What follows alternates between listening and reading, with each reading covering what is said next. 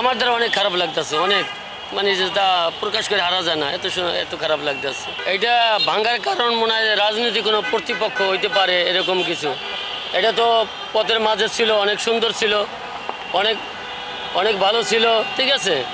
এবং এটা একটা ঐতিহ্য, এখানে আইলে পাশে গাড়ি থামাই একটু জিরাইতাম, পাশে একটু চা পড়তো এবং রাস্তার মাঝে। এটা তো সুন্দর একটা জিনিস, এটা ভাঙ্গা আমার ঠিক হয় নাই আমার মতে।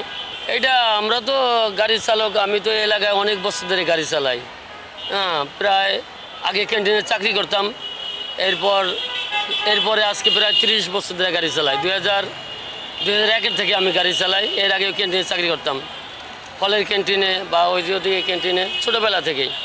আমি ঢাকায় আসছি আজকে 1975-76 আসছি।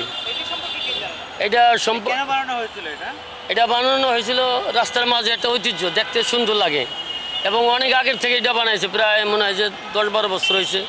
এরকম ঢাকা সিটির অনেক জায়গায় রাস্তার মাঝে একটা ঐতিহ্য দেখার মতন মানুষ এবং বিদেশি লোক আইলে এটা তো ছবি তুলে নিত।